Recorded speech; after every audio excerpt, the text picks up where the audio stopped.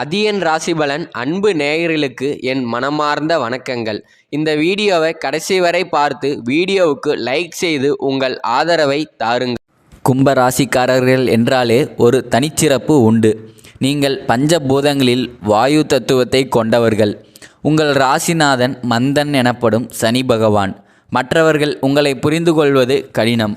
ஏனென்றால் உங்கள் எண்ண ஓட்டம் எப்போதும் ஒரு மடி மேலேயே இருக்கும்.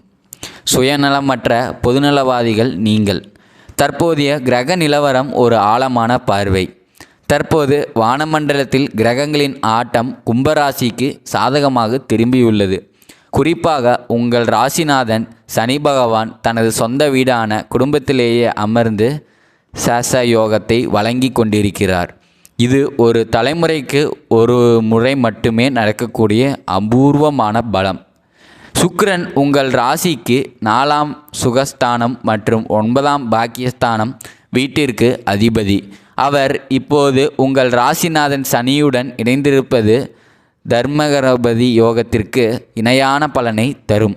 கிரக பார்வை. சனி பகவான் உங்கள் ராசியிலிருந்து 3, 7, 10 ஆகிய இடங்களை பார்க்கிறார். இதன் மூலம் உங்கள் முயற்சி வீண் போகாது. சுக்கிரனின் பலம். சுக்கிரன் உச்சம் பெற்று அல்லது சனியுடன் நட்பு பெற்று அமரும்போது வறுமை நீங்கி செல்வம் சேரும். பொருளாதார முன்னேற்றம் மற்றும் கடன் நிவாரணம். கும்ப ராசியினருக்கு கடந்த காலங்களில் 7.5 சனி காரணமாக ஏற்பட்ட நிதி நெருக்கடிகள் அனைத்தும் இனி விடைபெறும். பண வரவு. 4ஆம் அதிபதி சுக்கிரன் வலுப்பெறுவதால் சொத்துக்கள் மூலம் வருமானம் வரும். தடைப்பட்ட வாடகை வருமானம், நிலுவையில் இருந்த பாக்கிகள் கைக்கு வரும். கடன் தீர்தல். 6ஆம் இடத்தின் மீது சுக்கிரனின் பார்வை படும்போது அல்லது சனி பலமாக இருக்கும்போது ருண விமோசனம் ஏற்படும். கழுத்தை நெரித்த கடன்கள், வட்டி பிரச்சனைகள் படிப்படியாக குறையும். வங்கி கடன்கள். புதிய தொழில் தொடங்க அல்லது வீடு கட்ட வங்கி கடன் எதிர்பார்ப்பவர்களுக்கு மிக எளிதாக அனுமதி கிடைக்கும். வேலைவாய்ப்பு மற்றும் உத்தியோக உயர்வு. உத்தியோகத்தை பொறுத்தவரை 10ஆம் இடத்து அதிபதி செவ்வாய் தற்போது சாதகமான நிலையில் சஞ்சரிக்கிறார். புதிய வேலையில்லாமல் தவித்தவர்களுக்கு தகுதிக்கு ஏற்ற உரிய பதவி தேடி வரும். பதவி உயர்வு. ஏற்கனவே பணியில் இருப்பவர்களுக்கு ஊதிய உயர்வுடன் கூடிய இடமாற்றம் டிரான்ஸ்ஃபர் சாதகமாக அமையும். வெளிநாட்டு யோகம். ராகு பகவான் உங்கள் ராசியில் சஞ்சரிப்பதாலும் 9ஆம் அதிபதி சுக்கிரன் வலுவாக இருப்பதாலும் வெளிநாடு சென்று பணிபுரியும் கனவு நனவாகும். விசா தொடர்பான சிக்கல்கள் தீரும். குடும்பம் மற்றும் திருமண வாழ்க்கை. கும்பராசி நேயர்களுக்கு 7ஆம் இடமான கலத்திரஸ்தானத்தில் கேது இருந்தாலும் குருவின் பார்வை 5ஆம் இடத்திலிருந்து குடும்பத்தில் அமைதியை தரும். திருமண யோகம். சுக்கிரன் பாக்கிய ஸ்தான அதிபதி என்பதால் தடைப்பட்ட சுபகாரியங்கள் கைகூடும்.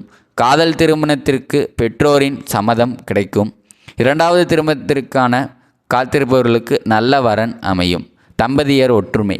கணவன் மனைவி இடையே இருந்த சிறு மனஸ்தாபங்கள் நீங்கி அந்நியோனம் அதிகரிக்கும்.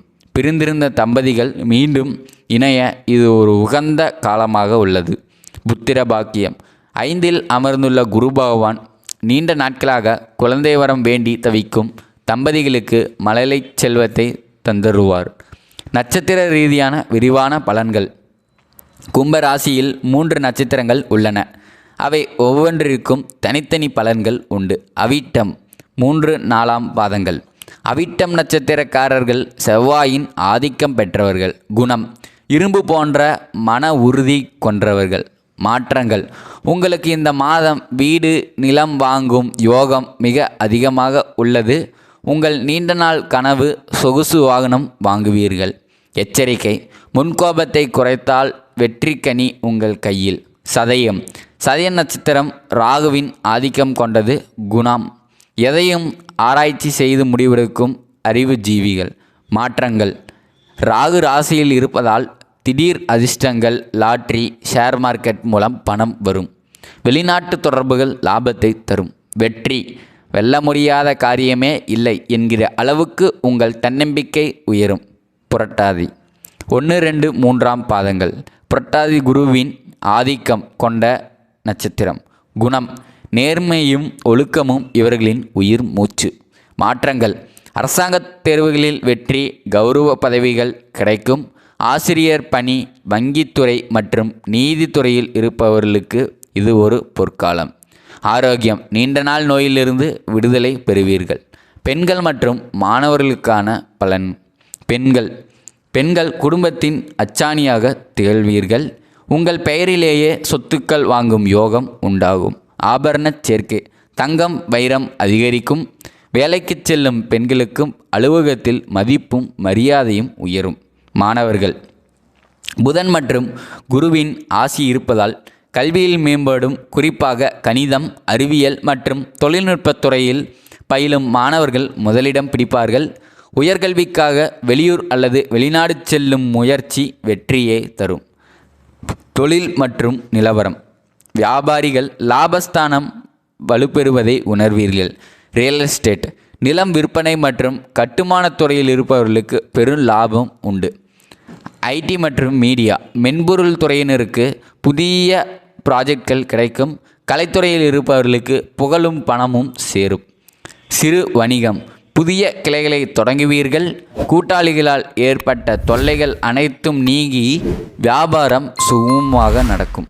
கவனிக்க வேண்டிய விஷயங்கள்: கிரகங்கள் சாதகமாக இருந்தாலும் ஏழரை சனியின் தாக்கம் இருப்பதால் சில விஷயங்களில் விழிப்புடன் இருக்க வேண்டும். வாக்குவாதம்: உங்கள் ராசியில் சனி இருப்பதால் நாக்கில் சனி அமர்ந்திருப்பதாக கருதப்படும்.